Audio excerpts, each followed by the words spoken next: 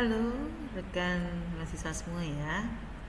Kita bertemu lagi di pertemuan berikutnya, yaitu terkait dengan topik antropometri dalam ergonomi ya. Kaitannya dalam hal ini adalah desain furniture ya.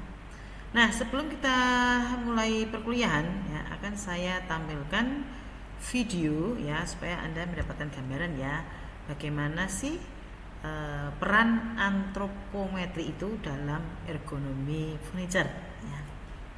Simak video berikut ini.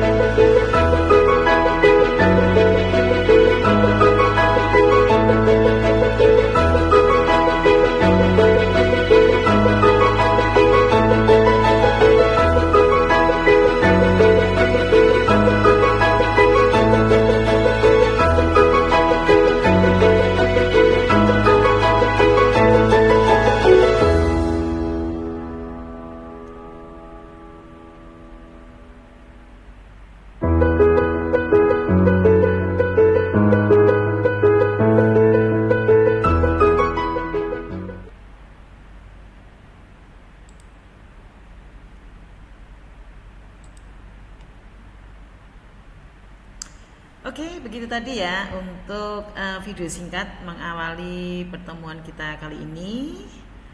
Sebelumnya salam sejahtera dan sehat selalu bagi Anda semua ya. Semoga tetap semangat dalam melakukan atau mengikuti perkuliahan ya.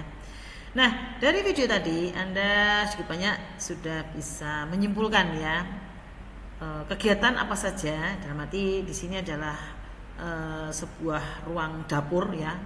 Di situ ya banyak kegiatan antara lain ya memasak, kemudian kegiatan ambil barang dan meletakkan barang, menyimpan barang ya, perabotan dapur ya, baik yang dipakai ataupun tidak dipakai. Jadi kenapa saya munculkan video dapur di awal perkuliahan ya, bahwa saya ingin menunjukkan bahwa dapur ya, dapur itu kan ruang untuk masak-masak ya, bahkan di dapur itu juga kadang ya terdapat juga aktivitas ataupun kegiatan makan bersama dengan anggota keluarga. Dalam hal ini maksudnya ya bahwa di dapur itu ada suatu susunan ya, kitchen set ya atau rak di dapur ya, ada kulkas, ada rak untuk penyimpan barang, ada meja untuk memasak mengolah makanan ya, dan sekaligus ada pelaku kegiatan ya atau pengguna kegiatan yang mereka melakukan aktivitas sehari-hari yang berkaitan dengan masak-memasak ya pastinya. Nah, dalam hal ini ya sangat penting untuk bagi Anda ya mengetahui antropometri, kaitannya dalam ini adalah ergonomi furniture. Nah, bagaimana lengkapnya kita ikuti perkuliahan setelah ini ya. Oke, simak ya. Saya share dulu untuk presentasinya. Antropometri dalam ergonomi. Tapi sebelumnya kita pastinya ya berkenalan dulu dengan yang pertama antropometri dan ergonomi itu apa? Ya, kemudian tujuan dari pendekatan antropometri. Dan kemudian apa saja yang menjadi perhitungan yang ditetapkan pada ergonomi. Dan yang terakhir ya, bagaimana ergonomi itu diaplikasikan ya dalam desain furniture. Seperti itu ya. Nah, pengertian antropometri ergonomi. Kita bahas dulu ya terkait dengan antropometri. Antropometri itu ada dua kata ya, antara antro dan metri. Antro itu artinya manusia dan metri itu artinya ukuran.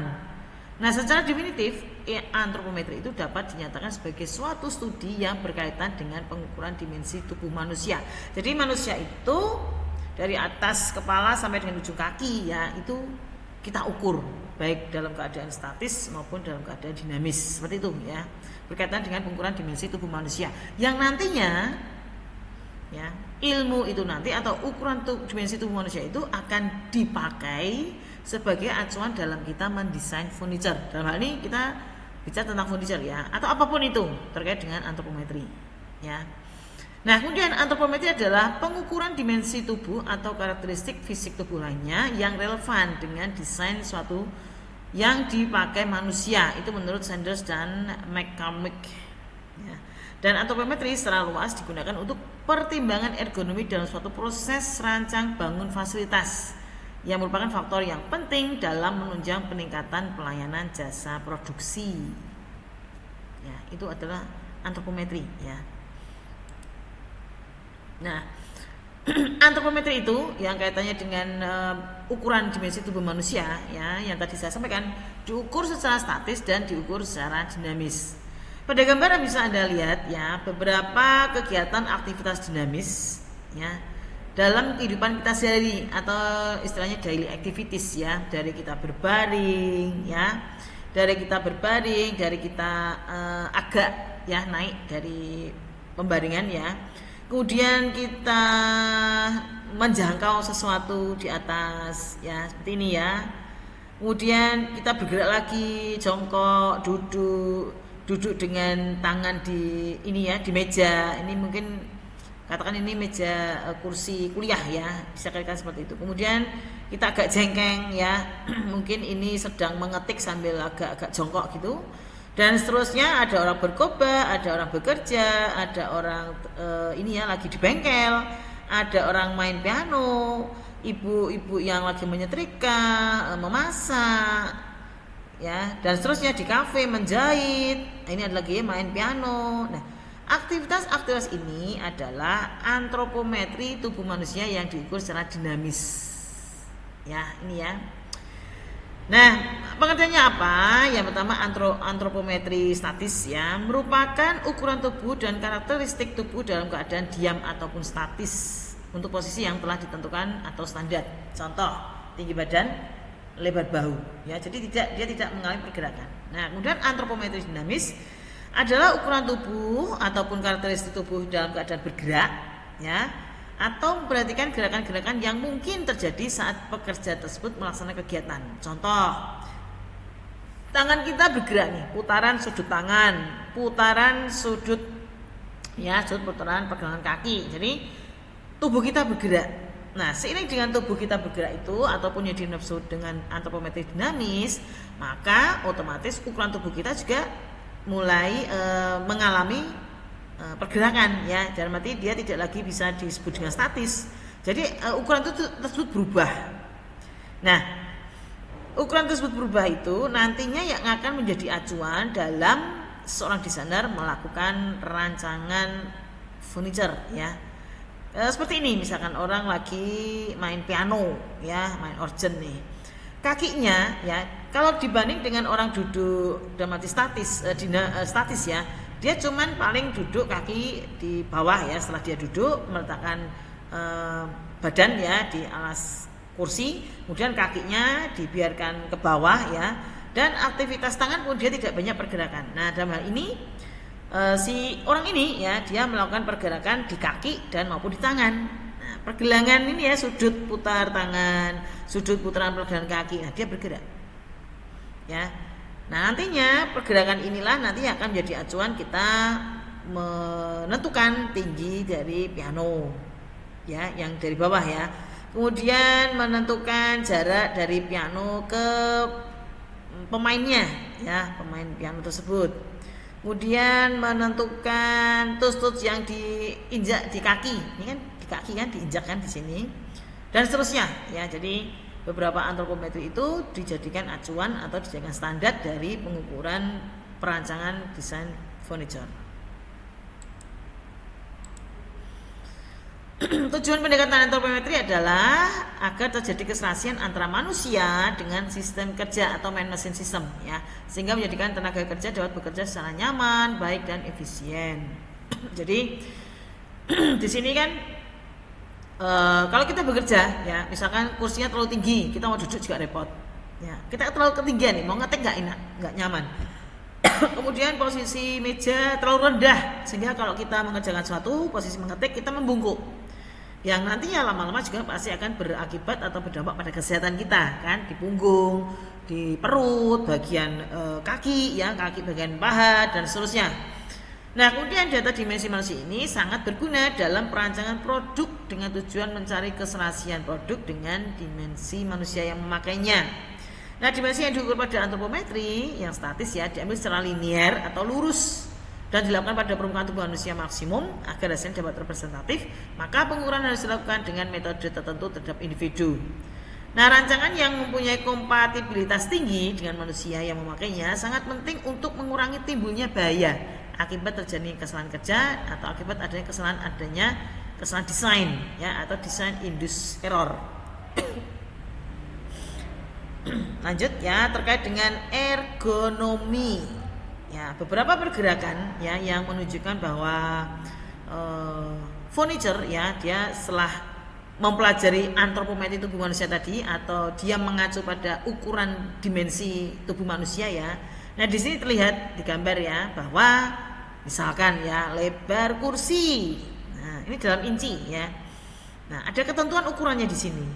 Ya, pastinya. Jadi orang ini ya dapat berbaring, dalam arti duduk sambil berbaring dengan nyaman, dapat duduk dengan menyelonjorkan kakinya dengan nyaman ya, dapat meletakkan tangannya di pegangan tangan di kursi dengan nyaman, sehingga mereka ini dapat melakukan aktivitas ngobrol, aktivitas ini makan ya, misalkan ya, dengan nyaman dan efektif ya. Kita lanjut untuk ke ergonomi ya, bahwa ergonomi itu berasal dari bahasa Yunani, yaitu ergon dan nomos ya. Ergon itu artinya adalah kerja, sedangkan nomos artinya ukuran. Nah, secara terminologi, pengertian ergonomi merupakan suatu peraturan mengenai bagaimana hubungan manusia dan fasilitas yang digunakan dalam melakukan kerja, termasuk sikap dan pola kerja ya.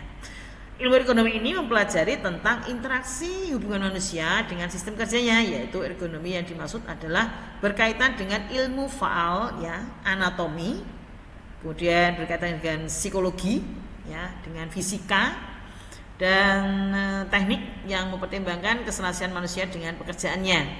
Nah, secara umum dari penerapan ilmu ekonomi ya, antara lain yaitu untuk meningkatkan kesejahteraan fisik dan mental melalui upaya-upaya pencegahan kecelakaan kerja yang dapat berakibat cedera ataupun penyakit akibat kerja. Nah, selain itu juga ilmu ergonomi digunakan untuk menurunkan beban kerja fisik maupun mental ya, dalam rangka apa? Mengupayakan kepuasan kerja ya yang kita lakukan. Penerapan ergonomi dapat meningkatkan kesejahteraan sosial melalui peningkatan kualitas kontak sosial dan mengkoordinasi kerja secara tepat ya, yang pastinya dapat berguna untuk meningkatkan jaminan sosial baik selama kurun waktu usia produktif ataupun setelah tidak produktif. Jadi kalau kita terbiasa bekerja sambil membungkuk ya, karena ukuran mejanya ketinggiannya terlalu rendah ya, dampak jangka panjang ya, punggung kita akan terasa sakit terus, hanya kita akan menjadi bongkok ya. Contohnya seperti itu, contohnya bisa dipahami ya. Nah, kemudian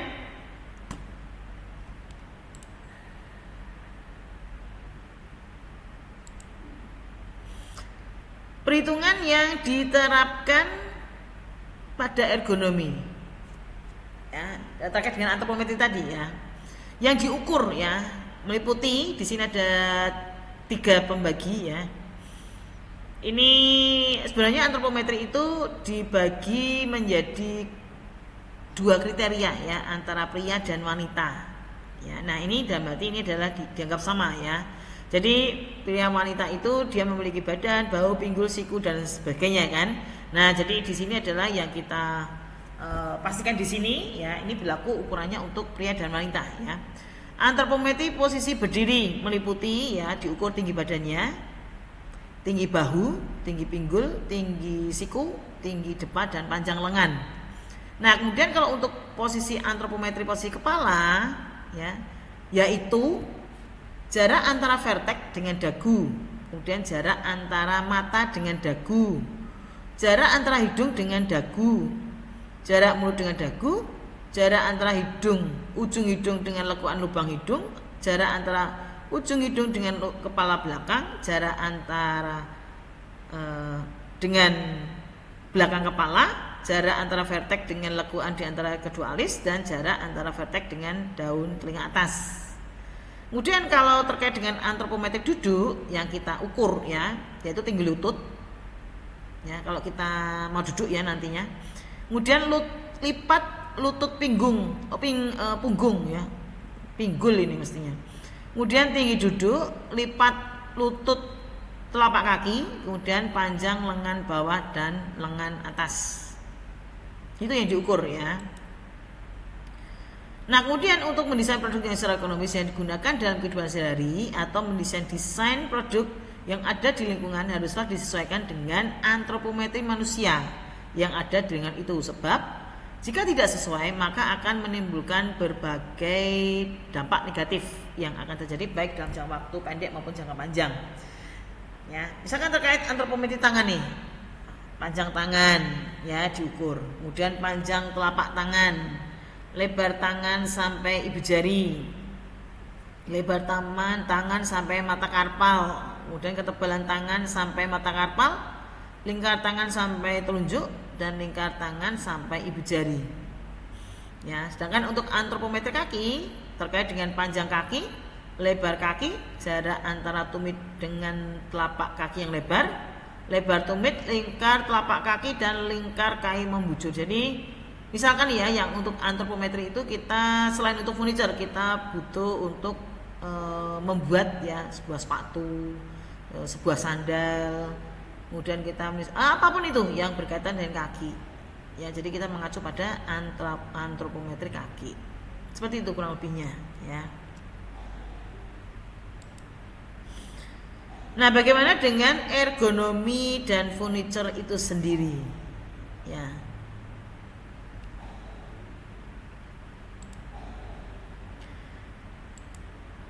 Peran ilmu ergonomi berkaitan erat dengan aktivitas kegiatan manusia sehari-hari pastinya ya. Nah, untuk itu dalam pembuatan sebuah furniture penting bagi seorang desainer untuk mengetahui postur tubuh manusia di mana produk tersebut akan digunakan dan dipasarkan. Sebagai contoh ya, saya kasih contoh akan terlihat perbedaan yang signifikan kalau kita sedang memperhatikan furniture yang dipasarkan di dalam negeri maupun dibandingkan untuk dipasarkan ke luar negeri, seperti ke negara-negara Eropa maupun Amerika. Kenapa bisa seperti itu? Ya, karena hal tersebut dikarenakan postur tubuh orang manusia postur orang Asia secara umum berbeda dengan postur tubuh orang Amerika ataupun Eropa. Ya, pastinya ya, dari ketinggian, dari berat badan ya, dan seterusnya. Nah, melihat tersebut akan terlihat jelas standar ergonomi furniture untuk produk rumah tinggal jelas berbeda dengan orang Asia yang rata-rata punya postur tubuh pendek dan kecil ya. Furniture yang dirancang untuk digunakan haruslah berdasarkan pada kriteria yang terdapat pada studi ergonomi ya, dengan pertimbangan aspek manusia terhadap lingkungannya. Nah, hal tersebut biasa juga disebut dengan kata lain ya, perlu mempertimbangkan human factor yang memiliki peran penting dalam kenyamanan.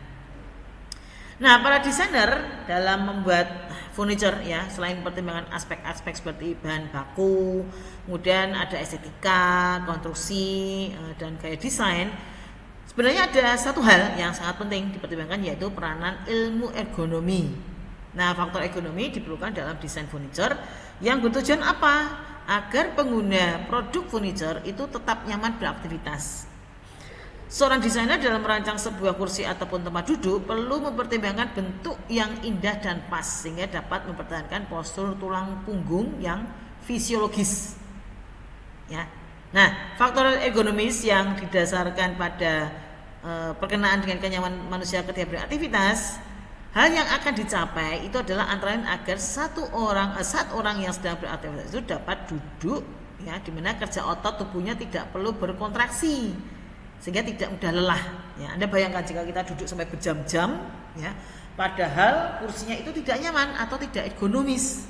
Nah, pastinya akan ya kerja otot tuh akan berlebihan, akan berkontraksi. Hanya apa? Mudah capek, kemudian otot-otot terasa tegang, kenceng ya rasanya ya. Nah, seperti itu. Kemudian aspek dalam perancangan sebuah furniture harus memenuhi standar ekonomi mulai dari penggunaannya ya, apakah dia seorang balita ataupun orang dewasa. Nah, sebagaimana kita ketahui untuk pengguna kursi bila untuk anak-anak ya, di mana fase ini seorang anak masih dalam masa pertumbuhan.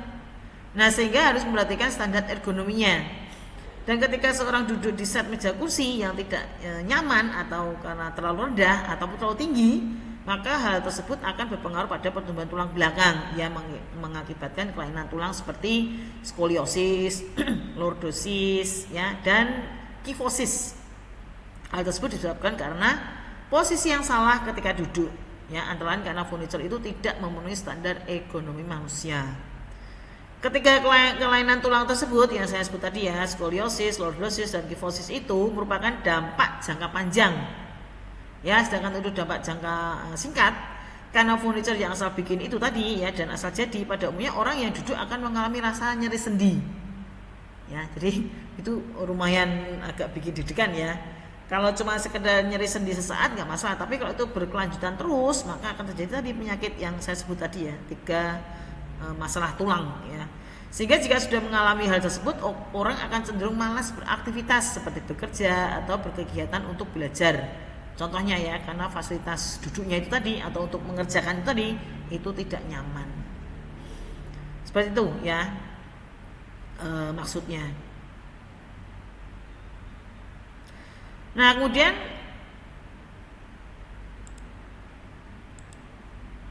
empat prinsip penting menurut Sanders dan McCormick ya 1992 dalam Kotial 2004. Bagaimana prinsip derajat kepentingan? Benda-benda yang paling penting harus di lokasi yang mudah diakses dan dimanfaatkan. Jadi keterjangkauan ya, kalau kita makan dengan piring, gelas, sendok garpu, nah itulah yang setidaknya dekat, penyimpanannya dekat dengan lokasi kita beraktivitas ya. Kemudian prinsip sering dipakai. Benda-benda yang sering dipakai harus di lokasi yang paling mudah diakses dan dimanfaatkan. Kemudian prinsip fungsional. Benda-benda yang fungsinya atau kegiatannya berhubungan harus dikelompokkan bersama. Prinsip berurutan, yaitu benda-benda yang secara umum digunakan berurutan harus dikelompokkan bersama dan diletakkan cocok dengan urutan pemakaian. Ya, oh ini harusnya di sini ya.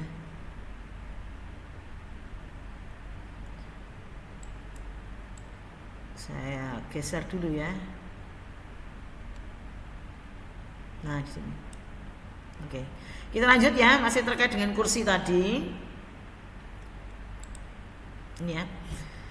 Desain kursi menurut ilmu ergonomi ya, bahkan sampai dengan sikap duduk itu ya dalam perancangan furniture itu dibagi ya menurut BIFMA. BIFMA itu Business Institutional Furniture Manufacturers Association tahun 1973. Nah, di sini BIFMA ini ya yang merupakan asosiasi perdagangan nirlaba untuk produsen furniture bisnis, dia menetapkan ya dari ketinggian kursi, kedalaman kursi, lebar kursi dan lain-lain ya. Nah, untuk ketinggian kursi, bahwa posisi ketinggian sebuah furniture tempat duduk harus memungkinkan kaki pengguna ditopang dengan nyaman oleh lantai ataupun pijakan kaki yang tepat. Ya. Kemudian terkait dengan kedalaman kursi, ya, kedalaman tempat duduk harus cukup dalam sehingga daerah di belakang lutut atau disebut juga dengan daerah poplite, ya, tidak mengenai bagian depan tempat duduk. Dua cara untuk menjaga kontak poplite yaitu memperbaiki keseluruhan kedalaman kursi dan membuat penyesuaian kedalaman, ya, yaitu menyesuaikan kedalaman kursi di kursi harus menjadi gerakan alami yang tidak membebani pengguna. Ya, kemudian lebar kursi.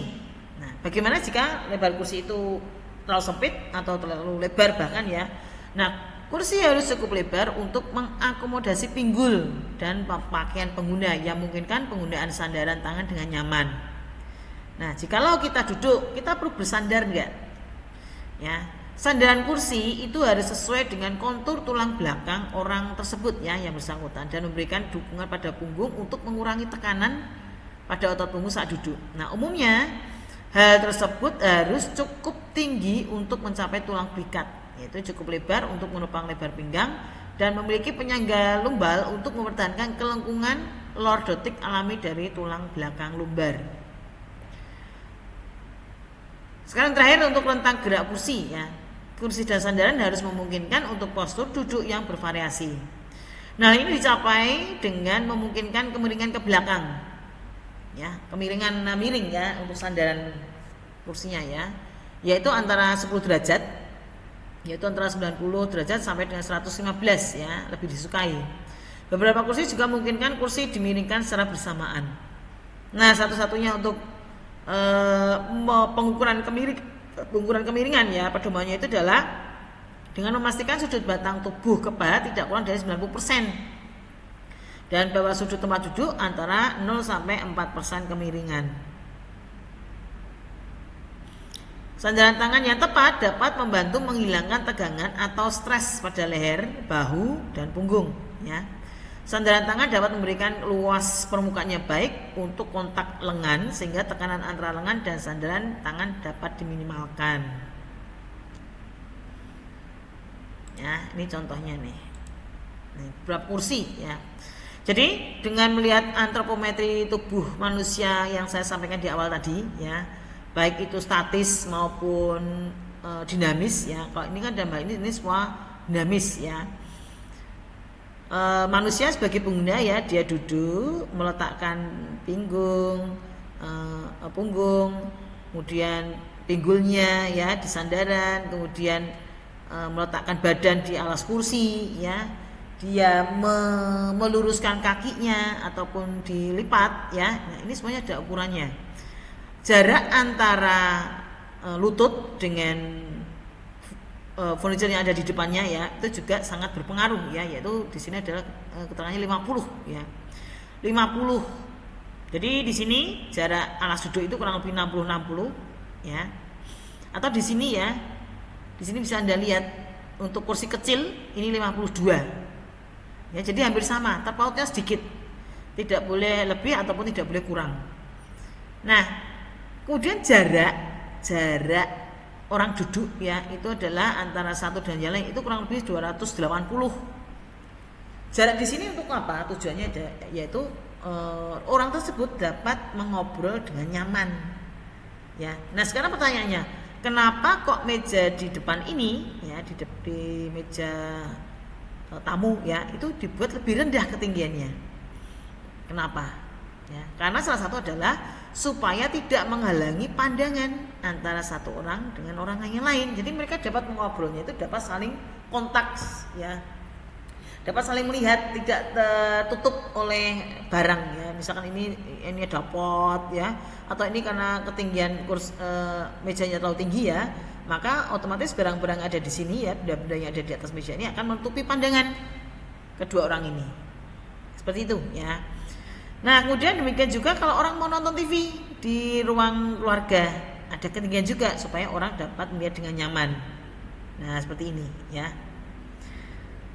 Bisa diatur, ya, ada dua alternatif, 176 cm dan 250. Jadi itu ukuran jarak si pengguna, ya, pengguna ruang tersebut sambil duduk dan nonton TV dengan nyaman, ya, dalam keseluruhan ini, ya, yaitu 250, maksimal 250 itu harus terpenuhi ya, seperti itu.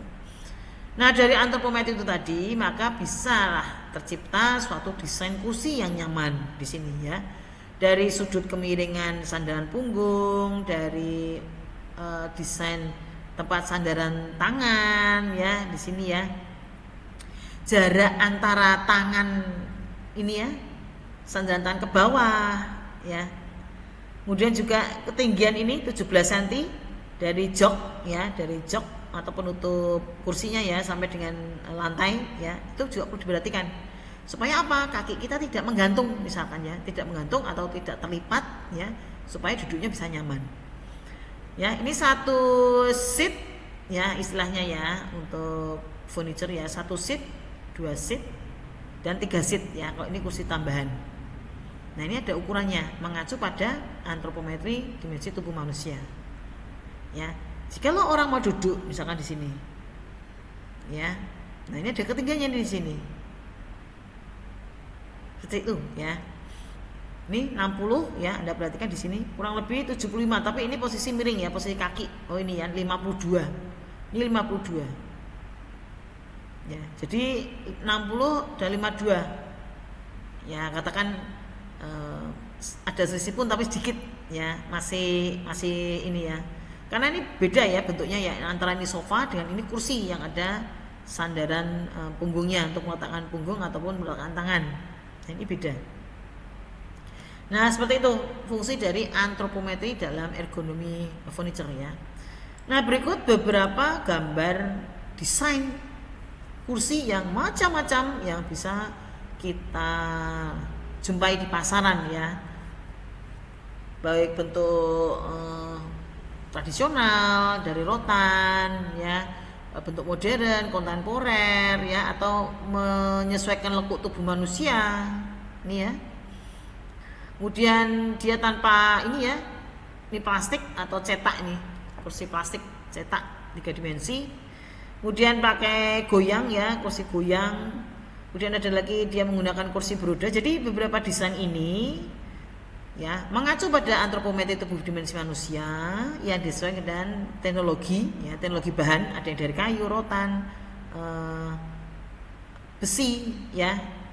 Nah, yang menyesuaikan dengan teknologi material ya kursi yang, dan pastinya menyesuaikan gaya arsitektural bangunan ya.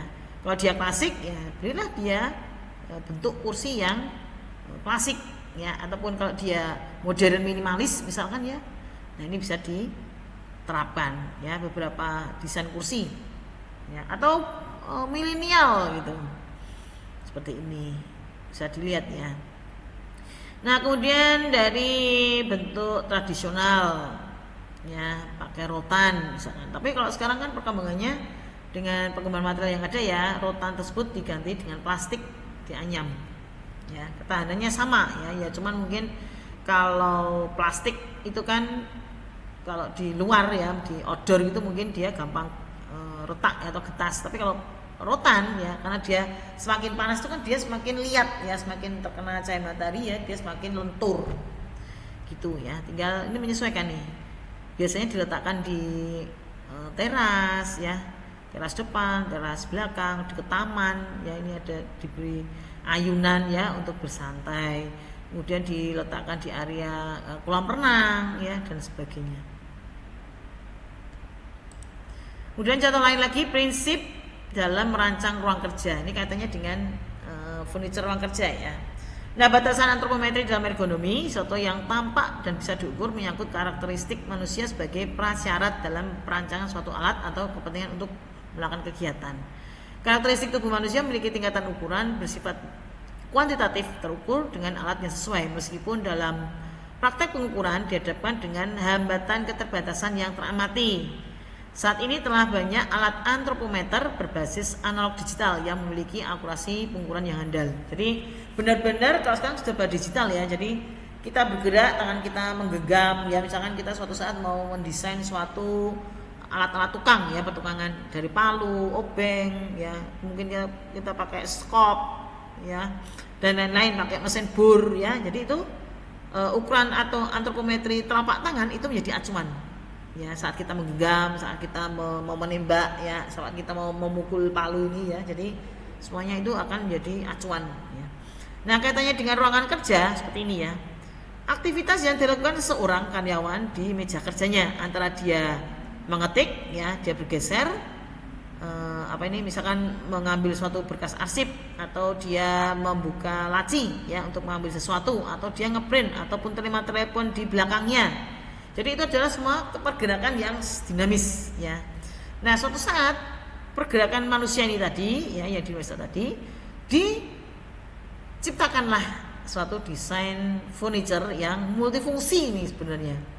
Ya, ini Anda perhatikan bahwa dalam dua meja ini kan dua helai daun meja kan. Nah, tapi dalam satu saat ya, meja ini ya, daunnya itu dapat dilipat, dimasukkan ke dalam.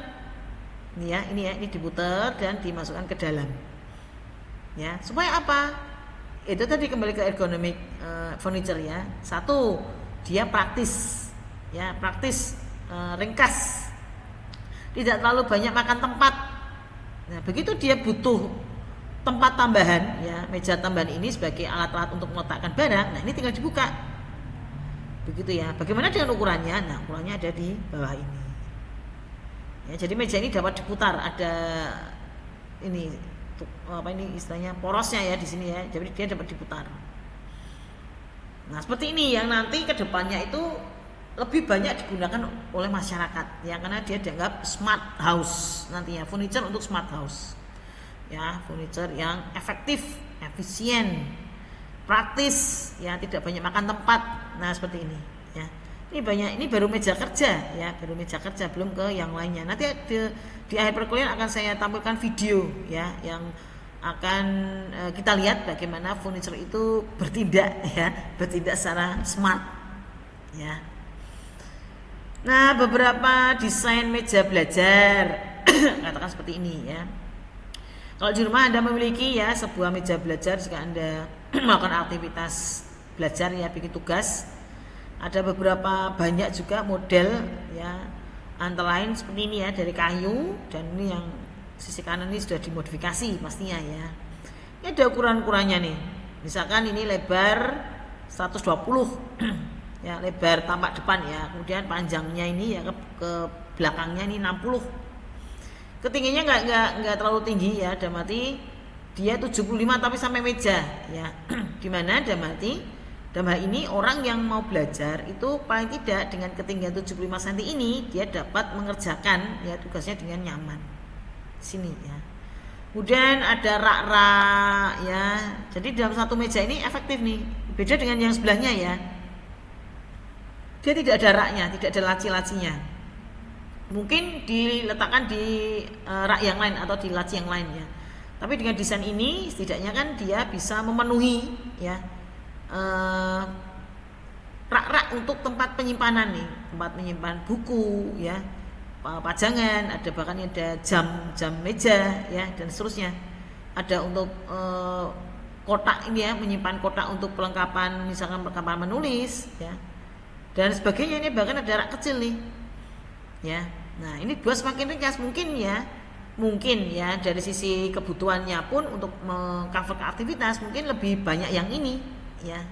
Kalau yang meja di sebelah kanan ini mungkin cenderung lebih untuk ya ngetik-ngetik biasa begitu ya. Tapi kalau yang ini ya sampai ini ya, tempat meletakkan lampu belajar ini pun ada ya, cuman dia di bawah ya, dan berarti yang sisi belakang itu kan sudah maksimal ya. Nah, seperti itu, ada ukurannya. Per laci 18 cm. Ya, ini sudah buku-buku itu masuk, atau ballpoint ya, itu masih bisa masuk. Ini ya. Ya, selain laci ada juga lubang ya untuk meletakkan tadi keranjang dan seterusnya. Nah, ini tadi yang terkait dengan, saya ulangi ya, terkait dengan peletakan ini ya, peletakan efektivitas ini, penyusunan rak-rak yang ada di dapur katakan, atau di rak pajang atau sekat ya. Nah, ini prinsip derajat kepentingan, prinsip sering dipakai ya. Kalau sering dipakai jangan diumpetin ya. Kalau tidak jarang dipakai ya kita letakkan di yang mungkin yang paling atas mungkin. atau berurutan ya, sesuai misalkan alat-alat untuk masak dikelompokkan, alat-alat untuk minum, alat-alat untuk makan, ada piring, gelas, sendok, garpu. Nah, itu dikelompok-kelompokkan sesuai dengan urutan pemakaian.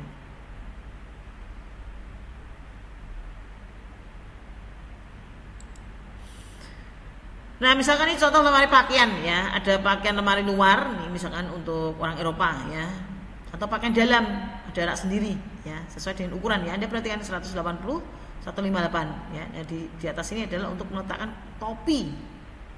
Ini untuk orang Eropa ya, orang luar negeri. Lemari digunakan untuk menyimpan pakaian, di mana lemari ditentukan oleh ukuran-ukuran pakaian kita. Jadi ini mengacu pada ukuran pakaian.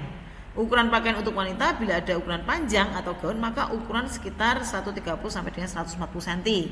Jika tinggi lemari dengan kaki 15 cm maka kurang lebih 155 cm. Jadi ini ada kakinya nih ceritanya. Nah, bila ada tempat untuk meletakkan topi, lemari menjadi lebih tinggi lagi, tambah 20 cm di sini. Yaitu menjadi 175 cm gitu. Menyesuaikan ya. Perlu enggak laci untuk menyimpan topi? Nah, agar pakaian dengan lebar 50 sampai 55 cm mendapat tempat yang baik, maka kedalaman lemari ini ya, yaitu 56 sampai dengan 62 ini. Kedalaman ya, tempat untuk menjangkau itu. Bila tidak ada tempat yang cukup untuk menempatkan lemari dengan kedalaman seperti itu, pakaian dapat kita gantung. Namun pada suatu saat baju yang digantung tadi dapat dengan mudahnya kita tarik keluar. Gitu ya. Itu pertimbangan untuk desain suatu lemari pakaian. Nah, beberapa desain ya yang diterapkan ya, ini sebuah lemari besar ya, lengkap, bahkan ada tempat untuk menyimpan koper. Jadi tidak asal membuat lubang ya, ini disesuaikan juga nih untuk ukuran kopernya. Ada tempat gantung, tempat jaket ya, dari blazer, jas, jaket. Kemudian ada rak untuk meletakkan sepatu, kursi, sepatu, sandal ya, sandal kamar. Ini sepatu boot ya, kemudian tas, kemudian keranjang-keranjang, mungkin baju bersih, baju kotor ya, ini baju acara khusus misalkan ya. Nah, semuanya diatur sedemikian rupa. Atau kalau sampai dengan seseorang mengambil sesuatu ya, dia perlu bantuan ini ya, ada tangga kecil. Nah, ini perlu dipertimbangkan juga. Nah, ini kan yang sesuai ya, sesuai dengan ukuran. Jadi kita tidak terlalu ototnya itu tidak kontraksi ya, tidak capek hanya sekedar mengambil baju ya, misalkan ini dengan tongkat ya untuk menjangkau yang bagian tinggi itu tadi. Nah, ini serba dimudahkan nih kalau ini ya. Jangan sampai kegiatan sehari-hari kita beraktivitas mengambilnya itu harus memakai bantuan ini kursi kecil ya, nanti juga akan suatu saat ya itu akan terkendala ya, misalkan jatuh, terpleset dan sebagainya. Dan itu pastinya desain itu nantinya tidak akan berhasil kalau memang seperti itu ya. Kemudian untuk lemari dapur ya, lemari pecah belah untuk menyimpan alat-alat makan seperti piring, gelas, mangkuk, hendaknya tidak terlalu dalam memasukkannya ya, atau kedalaman lemarinya tidak terlalu dalam masuk ke belakang, agar tidak menyulitkan pencarian piring yang ditumpuk. Nah, yang paling cocok adalah lemari dengan ketinggian sedang dengan kedalamannya itu hanya 40 sampai 45 cm. Barang pecah belah sering digunakan ditempatkan dengan jangkauan yang nyaman, yaitu 70 sampai 150 cm. Ya, dan meja tarik untuk pengaturan alat-alat sangat memudahkan dan meringankan pekerjaan. Lemari dinding dapat digantungkan pada ketinggian yang disesuaikan terutama dengan si pemakai dapur. Di atas lemari persiapan makan disiapkan juga makanan. Untuk ukuran ini sebuah meja dinding yang sederhana sudah memadai. Guna memanfaatkan tempat di bawahnya dibuat laci-laci untuk piring, mangkuk, sendok garpu dan alas makan. Lemari dapur harus memberi tempat cukup untuk pecah belah dan juga untuk bekerja serta meletakkan benda-benda yang diperlukan, yaitu untuk memenuhi syarat tersebut ya perlu dibuatkan sebuah almari meja yang dalam dengan ketinggian tempat kerja 80 sampai 90 cm. Dengan bagian atas lebih masuk dan papan kerja selebar 65 sampai 75 cm dapat ditarik keluar guna memudahkan pekerjaan pada posisi duduk. Nih ya, ini keterangannya lengkap ya. Jadi ini gambarnya seperti ini. Ini misalkan satu kitchen set nih, kitchen set satu yang di bawah dan satu raknya digantung ya, menempel di dinding. dengan total ketinggian itu 2 meter. Ya, lebarnya 50 nih ya. Untuk barang pecah belah ataupun jarang ini ya digunakan kurang lebihnya 50. Nah, seperti ini ya. Ini 36 ya, malah 38 ini ukurannya ya, supaya menjangkau tidak terlalu dalam. Kalau terlalu dalam kan resiko ditarik-tarik pecah di jalan kan. Nah, seperti itu.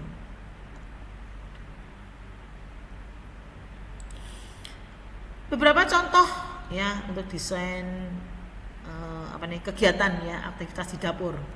Seperti ini ya. Ibu persiapan mau masak nih, kemudian meracik-racik ya. Kemudian ini lagi apa ya? Mungkin mulai persiapan menata piring-piring untuk menyiapkan makan kita ya. Nah, seperti ini ya. Nah, ini yang paling atas itu biasanya yang untuk meletakkan barang-barang yang jarang dipakai. Nah, seperti ini ya. Jadi aktivitasnya itu sepertinya ya banyak menguras energi ya. Karena masak itu kan nggak cuma masak-masak ya, bahkan sampai dengan menata masakan, menyajikannya di meja makan.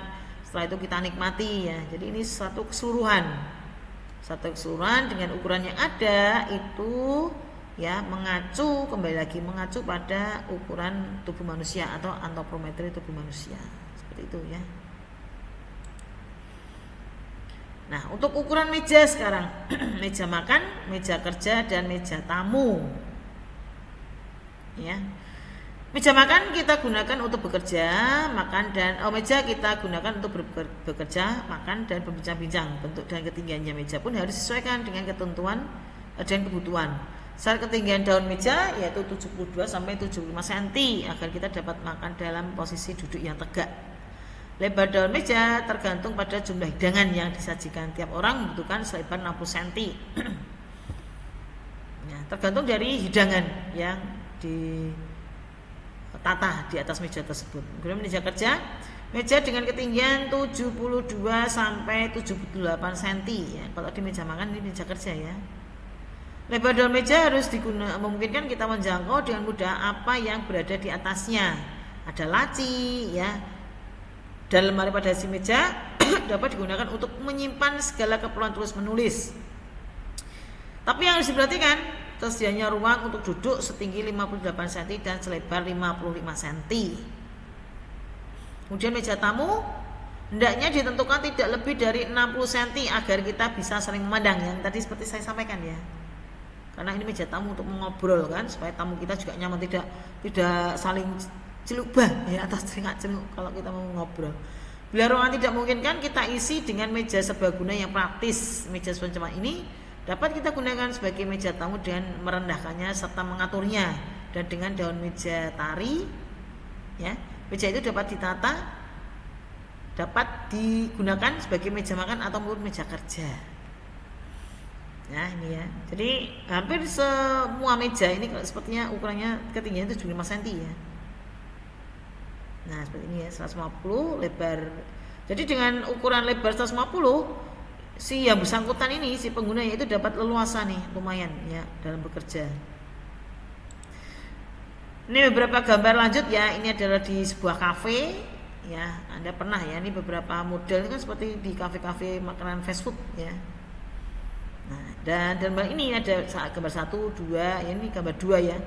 Anda perhatikan untuk penataan sirkulasi orang yang ada di sini ya.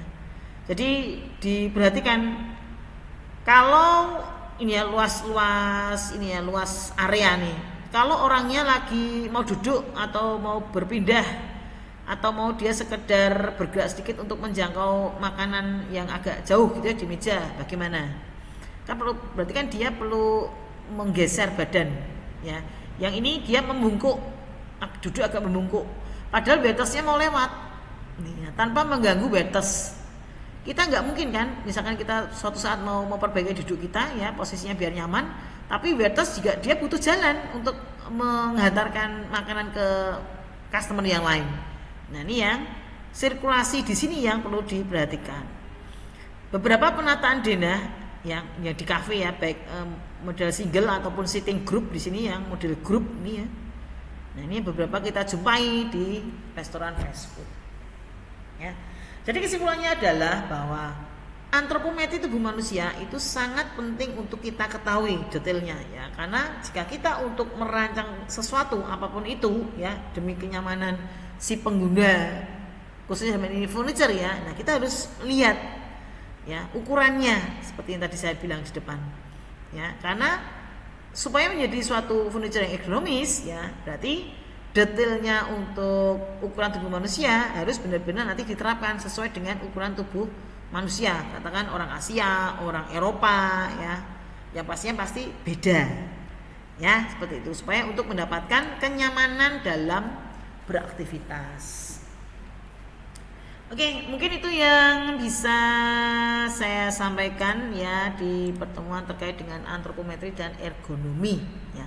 Untuk di akhir perkuliahan akan saya tayangkan lagi ya satu video terkait dengan smart furniture ya, untuk smart house. Sangat menarik, silakan Anda Anda saksikan ya, supaya Anda lebih ini lagi ya, lebih memahami dari penyampaian materi perkuliahan hari ini.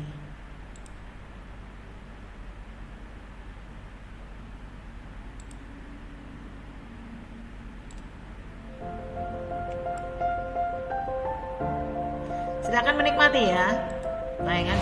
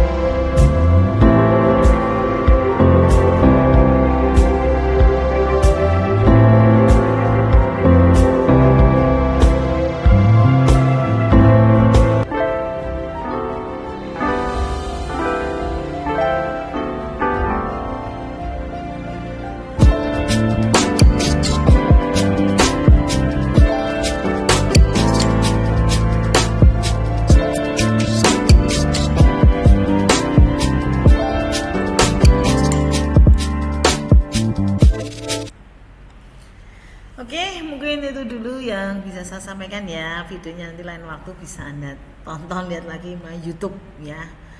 Terima kasih atas perhatiannya. Mohon maaf jika ada salah kata. Ya, semoga apa yang saya sampaikan barusan tadi bisa menambah pengetahuan Anda tentang antropometri dalam ergonomi. Kita ketemu lagi dengan kesempatan dengan topik yang pastinya berbeda. See you. Dah.